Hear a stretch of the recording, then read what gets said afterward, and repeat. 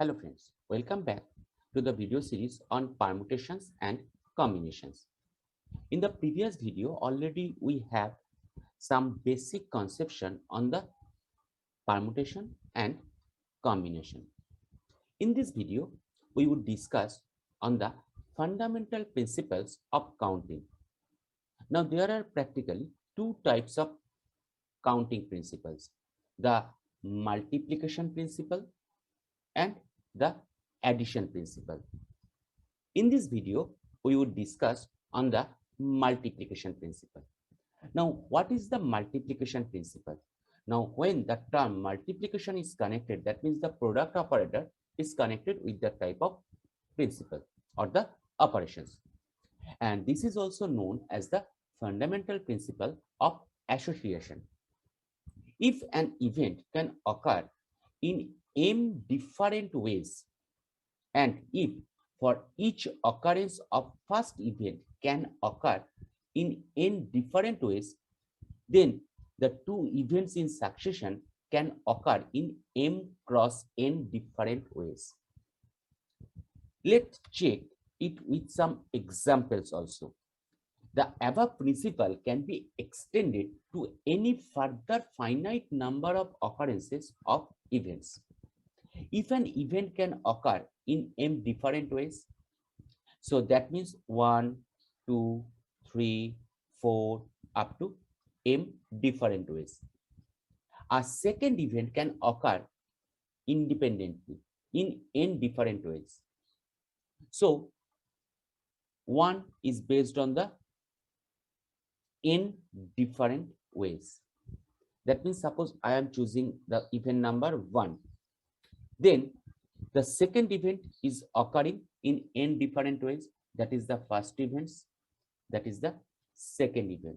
Then obviously, when I am choosing the first one, there are n different ways to choose the second event. In the same way, when I am choosing the second one event for the first one, then there are also n different ways. So in that way, there are practically m into n different ways. So if an event can occur in m different ways, a second event can occur independently in different ways, and a third event can occur independently in p different ways, and so on. Then the total number of ways of occurrence of all the events is given as m cross n cross p cross and so on. Just here like that 1, 2, 3 up to m ways. So that means 1 to m ways. Now each and every event can occur with the second event n ways. So practically the total number of ways must be m cross n, and that is normally our multiplication principle or multiplication rule of fundamental counting. Let's check with some examples. Suppose the first one. There are 12 saris and 8 rings with a lady. How many ways can she wear one sari and one ring? So once again, how many saris she has? Now 1, 2, 3, 4, 5, 6, 7, 8, 9, 10, 11, 12 saris. Now when she is wearing the first one sari, she has another choice. That is, she can wear 8 rings any one. So with the first sari, she has the choice 8 rings. Again, suppose when she is choosing the second sari, then she has another 8 choice of rings. When she is choosing the third sari, then she has another 8 choices of 8 rings. In that way, when she is choosing the 12th sari, she has the choice of 8 rings.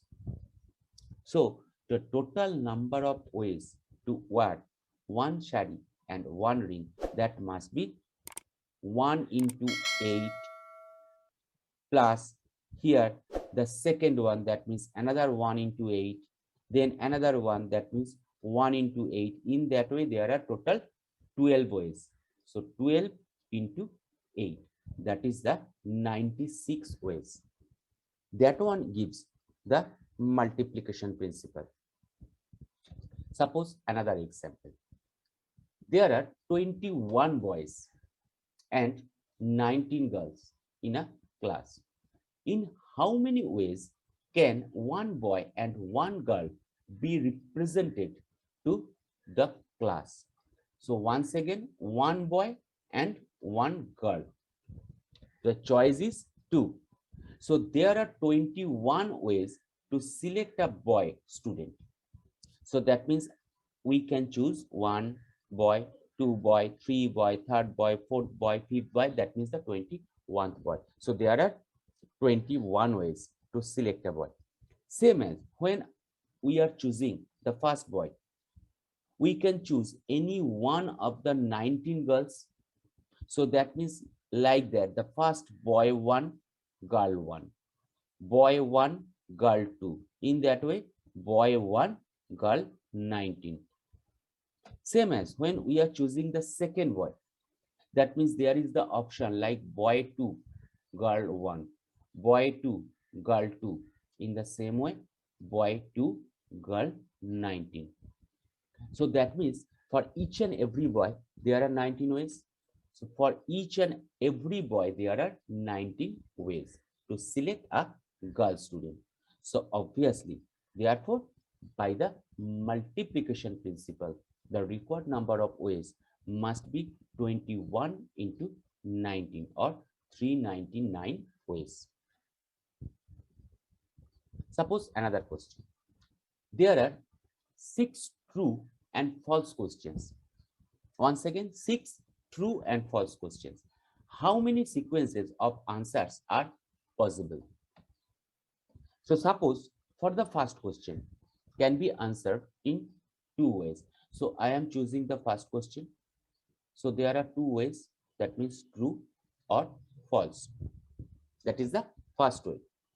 Now I am choosing the second question.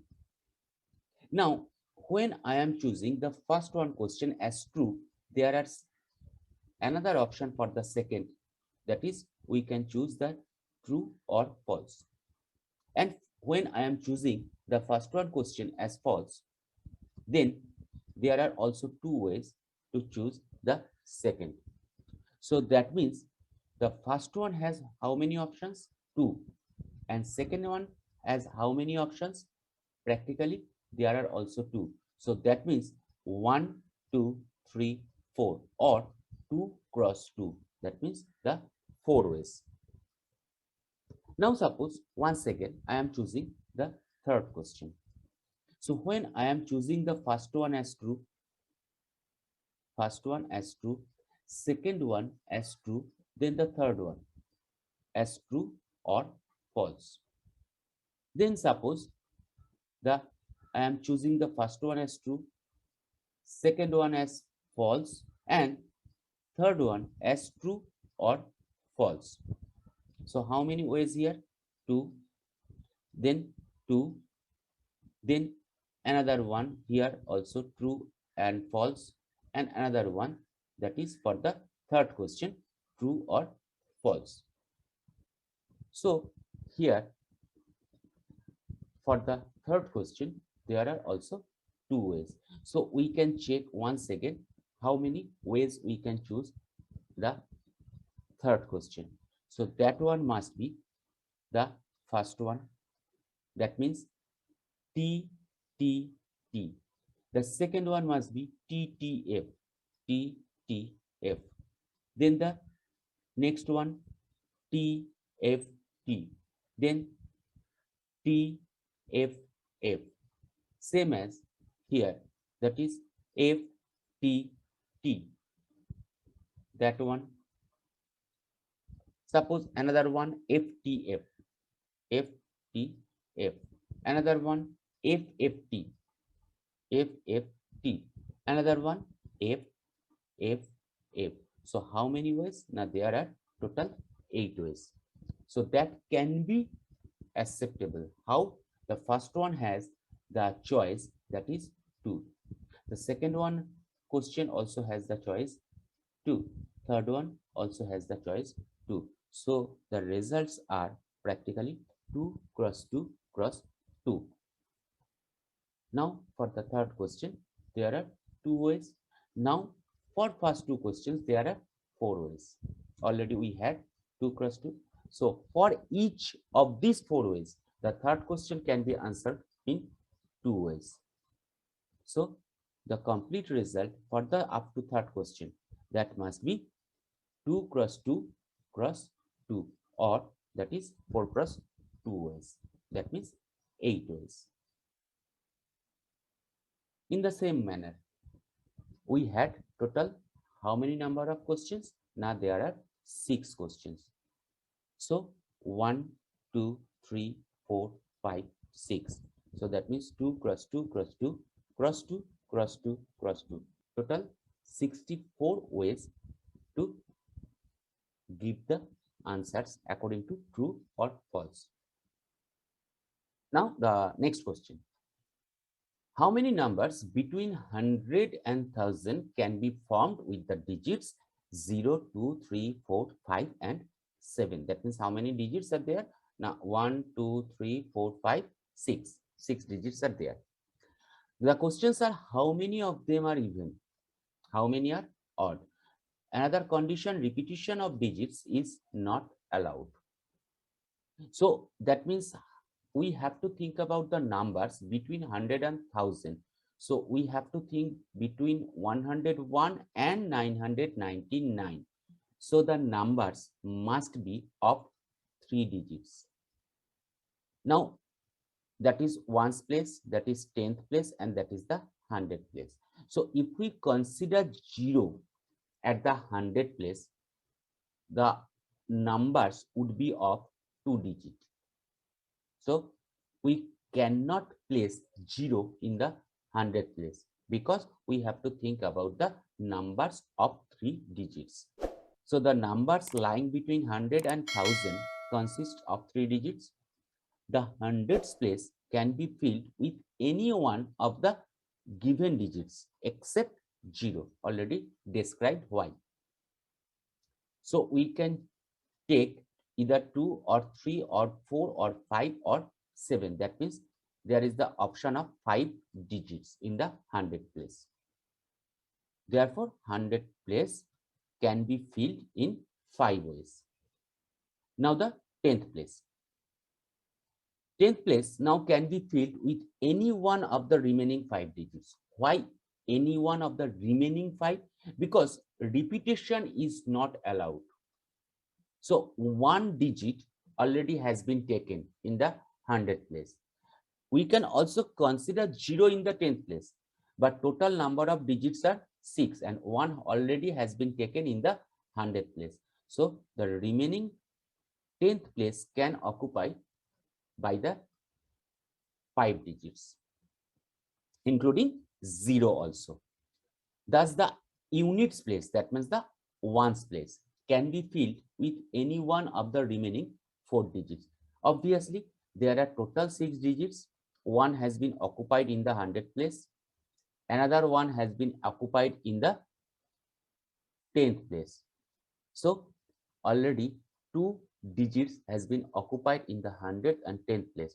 So the ones place or the unit place now remaining with the 4 digits. So total number of required. So numbers are 5 into 4 into 5. That means that is the 100th position or 100th place. That is the 10th place. That is the unit place or the 1th place. So total number we can get, that is 100.